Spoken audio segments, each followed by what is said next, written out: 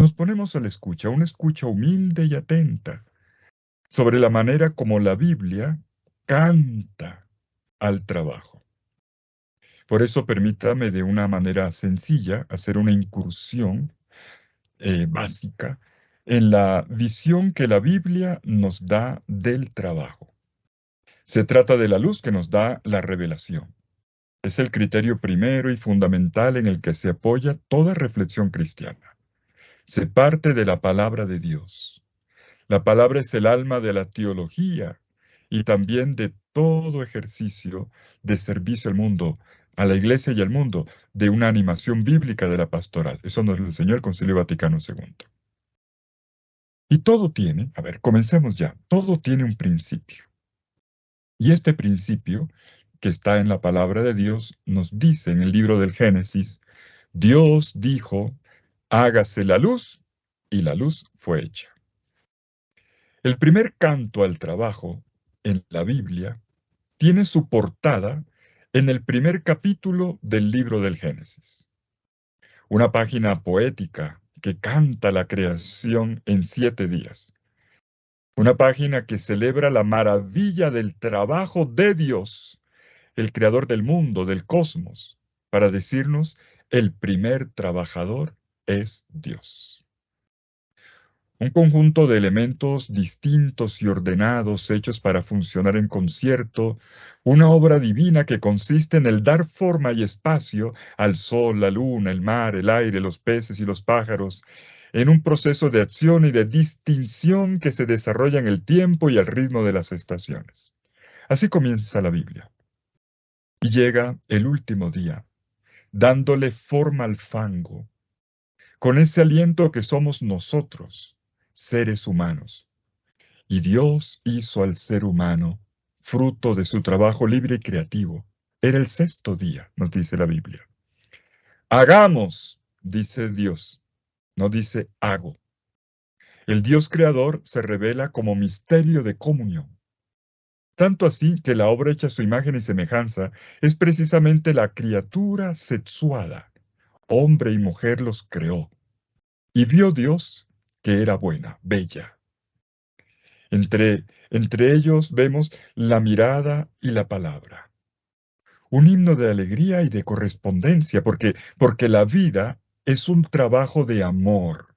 Así comienza la Biblia. Y esta naturaleza cooperativa de la obra de Dios transmite un mensaje importante para el ser humano. Ningún trabajo se hace solo, sino siempre de a dos o más.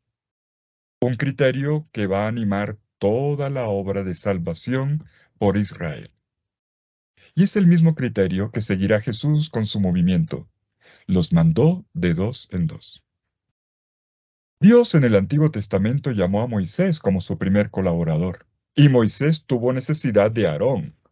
Jesús en el Nuevo Testamento llamó pescadores y se hizo ayudar por mujeres y niños, incluso de algún buen publicano pecador.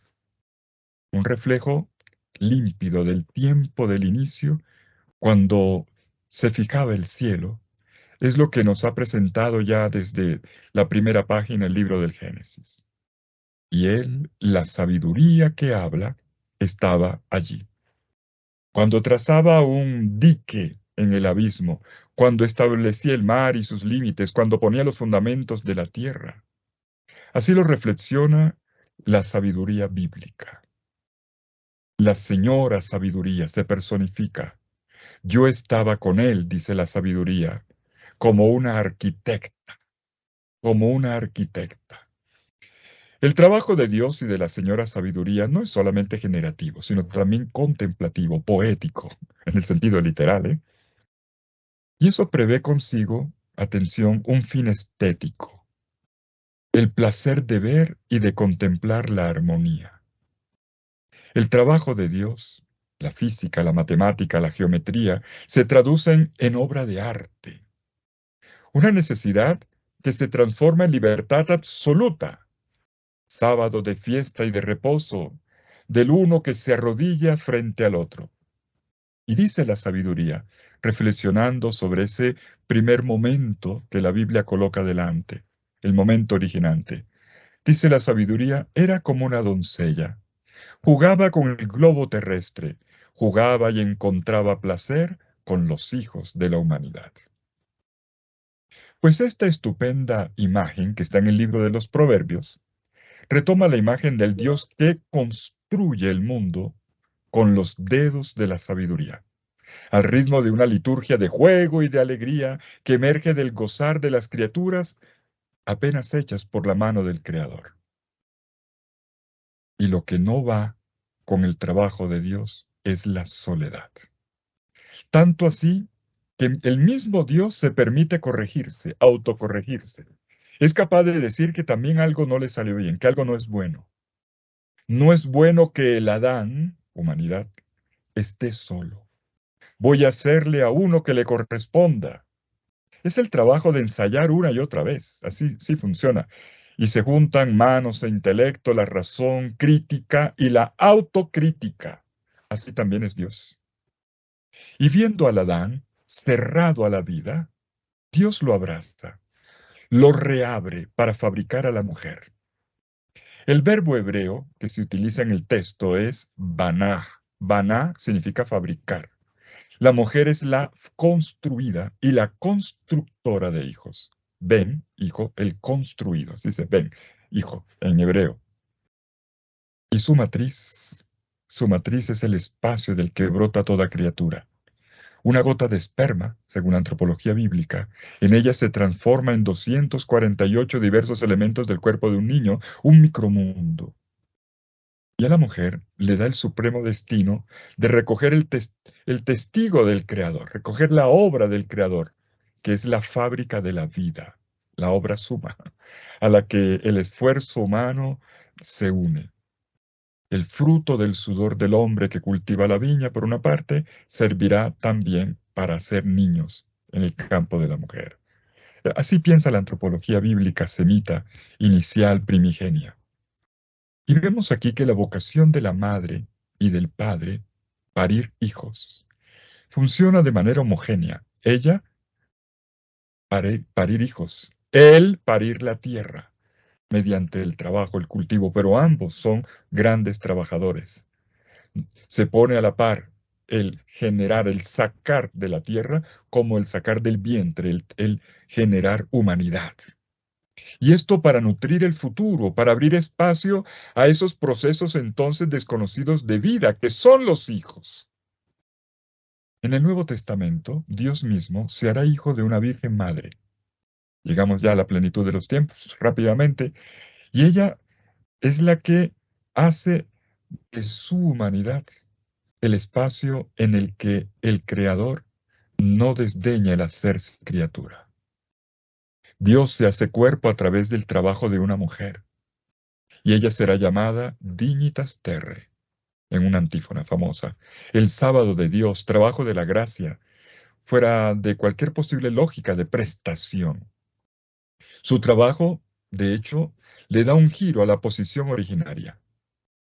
Mientras que la niña sabiduría, que citaba ahora del libro de los Proverbios, jugaba sobre el regazo de Dios, aprendiendo de él el arte de gobernar la cibernética, es ahora el Hijo de Dios el que juega en el regazo de una mujer. Y será ella la pedagoga de aquel que ha bajado del cielo, será ella la que le enseña al mundo que el trabajo es diaconía de vida y no simple camino de aprovechamiento y mucho menos de poder. Y para allá vamos.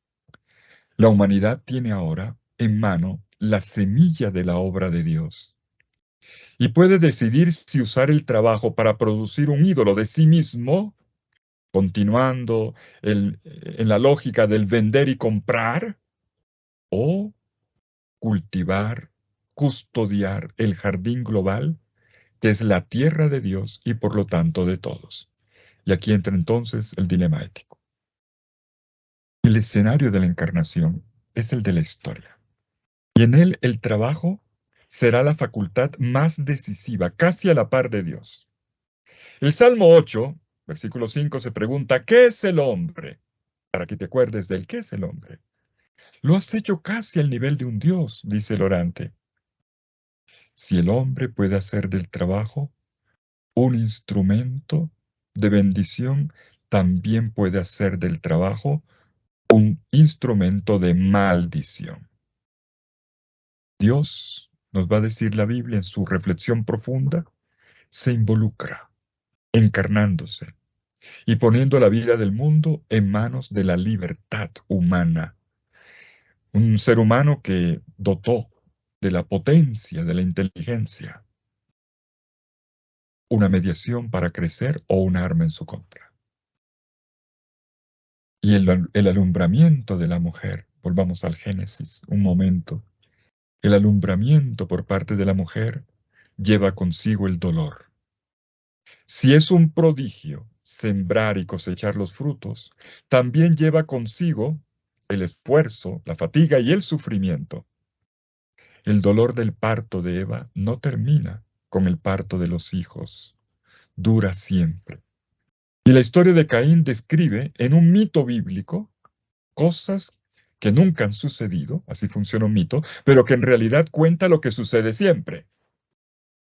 Es el rasgamiento de la madre y de la madre tierra, quien por causa de la competición, de la envidia y de ese impulso tan humano de predominar, del imponerse un hermano sobre el otro, ve la muerte de un hijo por mano de otro hijo.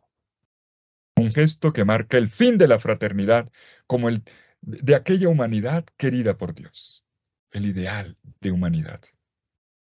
Y desde aquel día, o desde siempre, junto con el hermano, también es asesinada la obra de Dios, porque se le quita espacio a Dios. ¿Qué mató Caín en Abel? También mató el espacio que él tenía para pastorear su grey. Por eso se puede decir que quien no tiene un trabajo está como muerto. No tiene espacio Abel porque Caín ha puesto sobre sus rebaños el propio título, atención, el propio título de propiedad. Y nace el dilema de la propiedad. Miren la finura del pensamiento bíblico que yo espero que en los próximos 3 días vayamos a fondo leyendo la realidad. El dilema de la propiedad, un hecho destinado a condicionar enormemente la economía del trabajo. Y de esa propiedad, o mejor, apropiación, nace infelizmente también quien no tiene propiedad. Y así, quien no tiene propiedad, como quien no tiene derecho, y es extremadamente vulnerable en la búsqueda de trabajo, expuesto al querer de otros. Los desposeídos, los carentes, los migrantes afrontan esta fatal precariedad de Abel descrita en el mito bíblico. Abel se convierte en el símbolo de todos los precarios del mundo y de todos los que son explotados en su mano de obra, sin sus justos salarios y expuestos a todos los riesgos, incluso el de ser matados. Abel, siguiendo la historia bíblica, son luego los hebreos que estuvieron en Egipto, cuya mano de obra fue explotada por el faraón. Fueron 430 años, según el narrador del libro del Éxodo. Y no solamente se multiplicaron los años, sino también ellos mismos. Y se convirtieron en una gran pesadilla para el gobernante, quien se asusta ante el crecimiento demográfico y crea el primer decreto oficial para matar niños. Una maquinaria para acabar con toda una etnia. Y el faraón transforma el país en una propiedad de los egipcios. Reduce el trabajo de los migrantes en una simple fuerza gratuita para levantar su propia empresa de construcción, quitándoles, junto con la dignidad, también su identidad. Y por eso les impone superintendentes, capataces que los oprimiesen, que les amargasen la vida con una dura esclavitud. Conocemos muy bien la historia bíblica. Los obligan a hacer ladrillos y todo tipo de trabajo en los campos. Y a todos esos trabajos fueron obligados con dureza, dice el libro del Éxodo. Tenían que trabajar día y noche. Otro aspecto importante en el mundo del trabajo. Tenían que ir al campo a buscar la paja, luego hacer los ladrillos por la mañana y siempre sin descanso, sin reposo, desdibujando la imagen de Dios que reposó el séptimo día. Peor, no les permiten disfrutar del fruto del trabajo de sus manos, ni siquiera de contemplarlo para poder decir como Dios, qué bueno lo que he hecho, esto es una cosa buena y bella. Sin descanso, todo trabajo es esclavitud. Es hurto del alma, es una enfermedad mortal, es una humillación del trabajador por una parte y exaltación de los logros del patrón sobre la otra. Los latinos decían que el negotium solo puede resultar con el otium, el esfuerzo en la gracia, el labora en la hora, el trabajo en la oración. Sin reposo y sin hijos varones, el pacto entre trabajo y vida, entre trabajo y familia en Egipto se rompe. El asesinato de los bebés le arrebata la identidad al pueblo de Dios, un genocidio. Es la muerte de la memoria del futuro que busca su sombra en el presente y también en el pasado. La esclavitud hace desmoronar la vida de un pueblo, vida negada, anulada en su actividad. Maldito será el fruto de tu vientre y el fruto de tu suelo, de tus ganados y de tus cosechas. Sentirás la consternación por todo trabajo al que le metas la mano. Te casarás con una mujer y otro la poseerá. Construirás casas, pero no las habitarás. Cultivarás una viña, pero los frutos los comerá otros. No comerás de las primicias, tu buey será sacrificado ante tus ojos, no lo probarás. Tu grey será dado a tus enemigos y ninguno te ayudará. Tus hijos y tus hijas serán entregados en manos de un pueblo extranjero, mientras tus ojos estarán bañados de lágrimas por ellos y nada podrás hacer.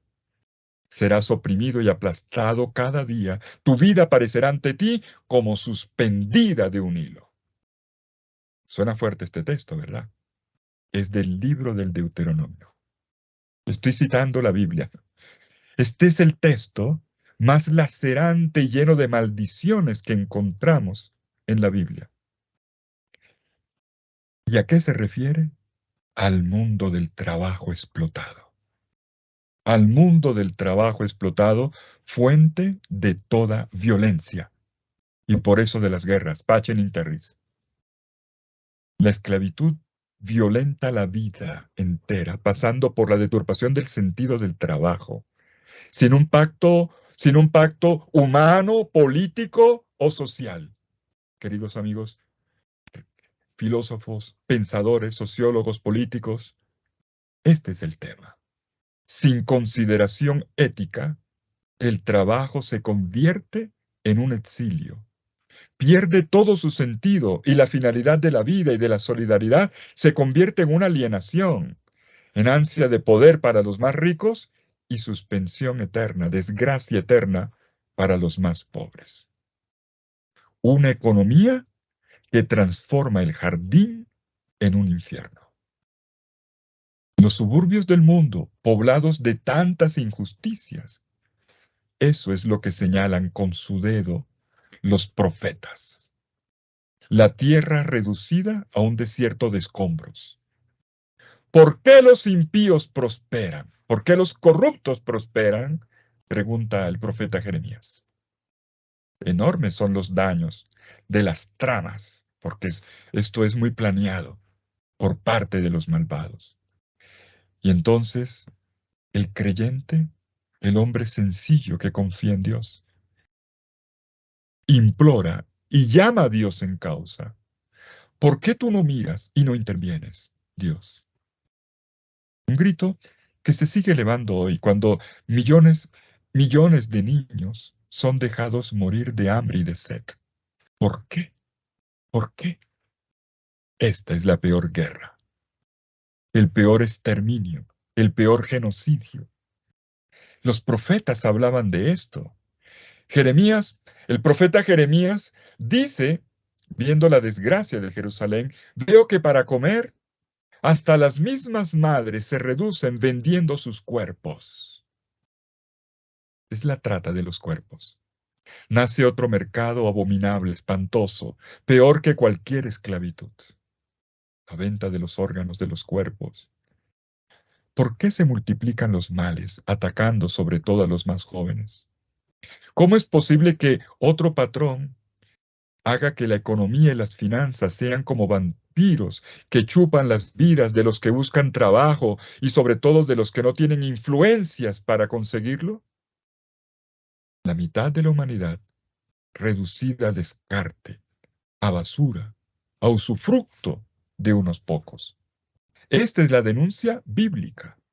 La querella de los profetas tiene que ver con lo que el hombre hace con sus manos, el trabajo. El profeta ve morir las víctimas y entonces la querella del profeta se eleva con rabia, con ira hacia Dios. Y con todo y esto, hay que decirlo, mis queridos amigos, en cada página de la Biblia siempre brilla una luz, aún en las páginas más oscuras. La fe, el entusiasmo, es la maravilla que la Biblia le acredita al trabajo humano. Hay siempre un grito de admiración y de reconocimiento. Y hoy haríamos lo mismo con la ciencia y la tecnología, con lo que la investigación nos regala. Todo lo que el ser humano es capaz de hacer con su propia mano, con su propio ingenio, siempre debe sorprendernos positivamente. En el capítulo 28 del libro de Job, tenemos una de las páginas más hermosas que exalta la importancia del trabajo. Y lo dice con un término, como es propio de la sapiencialidad, también con términos poéticos. Dice, es ponerle un término a las tinieblas, así como lo ha hecho Dios. No es simplemente tomar la mano, no, es correr los límites. Eso es crear, correr los límites, correr las fronteras. Dice Job, la tierra de la que brota el pan está por dentro como transformada por el fuego. De sus piedras se sacan zafiros, sus arenas contienen oro. Los rapaces no conocen tal sendero, ni el ojo del buitre lo divisa.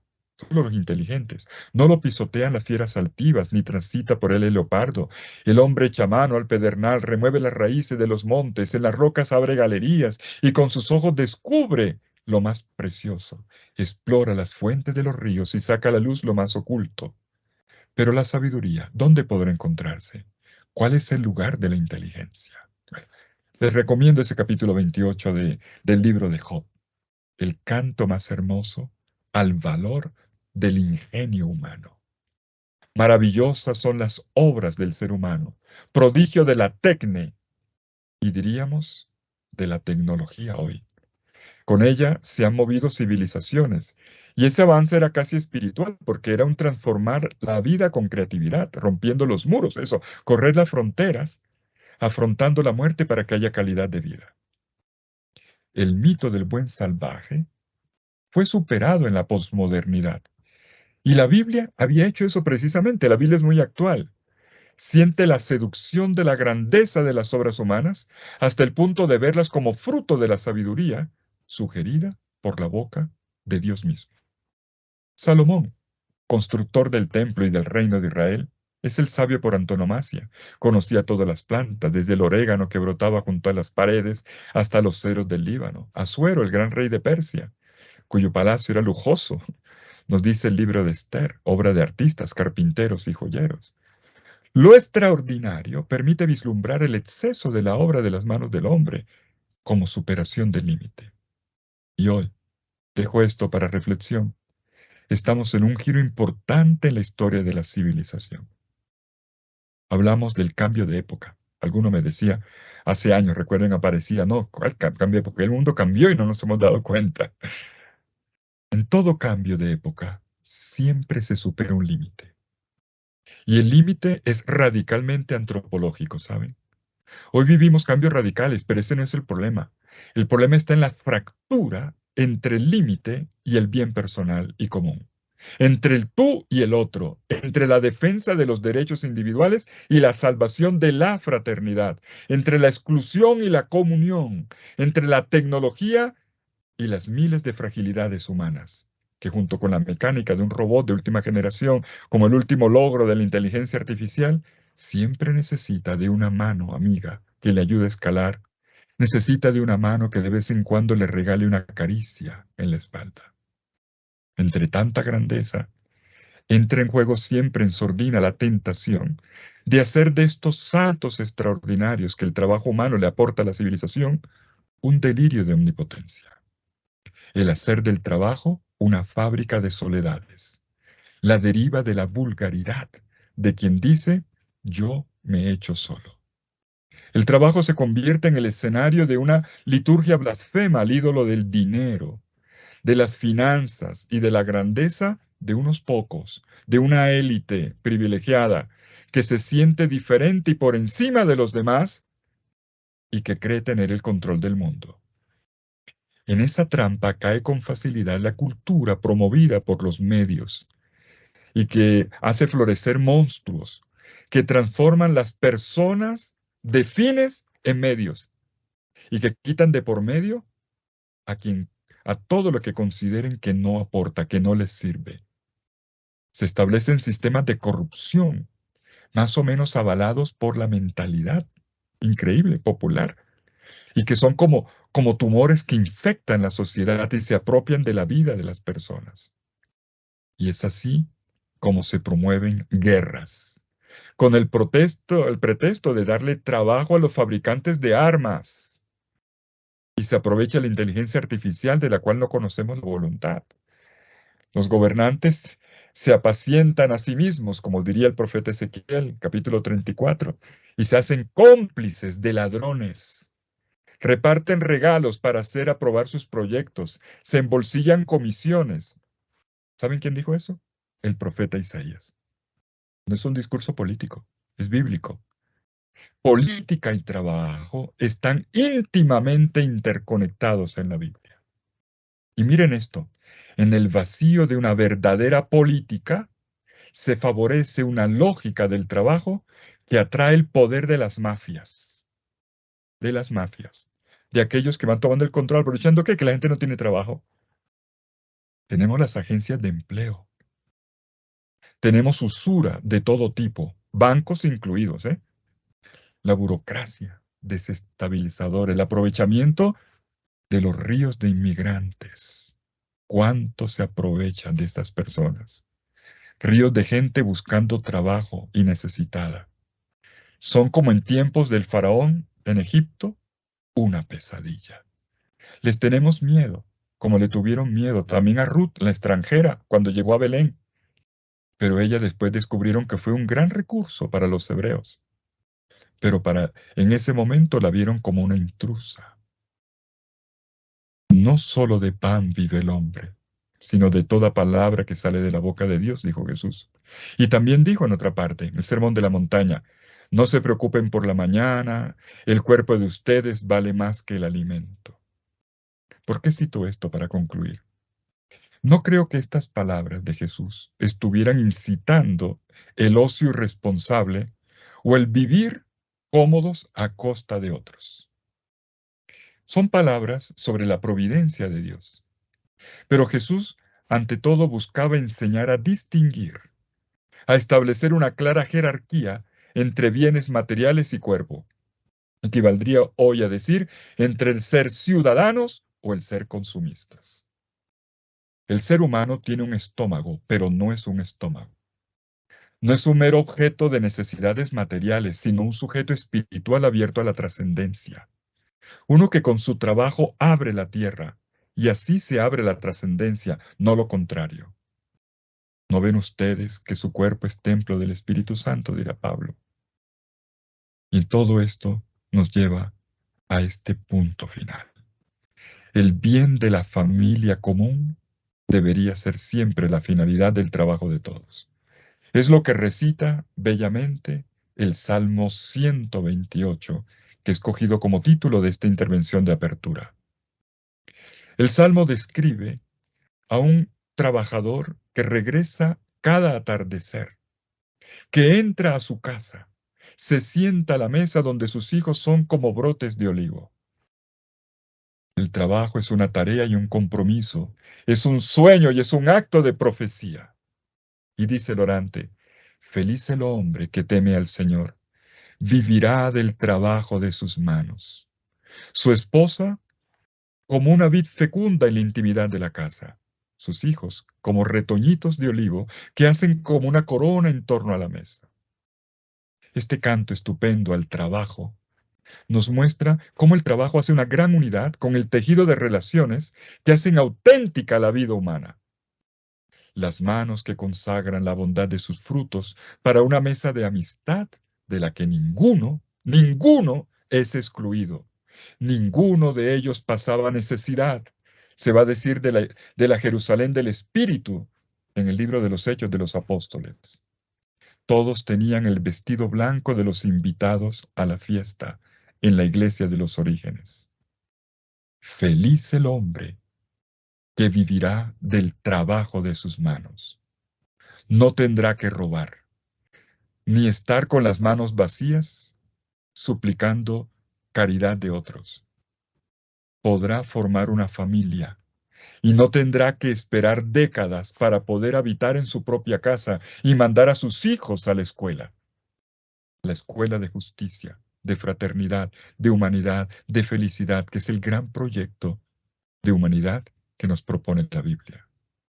Poner esta bienaventuranza, vivir del trabajo de las manos con dignidad, sin opresión, con libertad, con alegría, con estética, con gusto, con satisfacción. Poner esta bienaventuranza en el umbral de un mundo nuevo es la tarea de todos los cristianos. Para eso estamos aquí. Muchas gracias.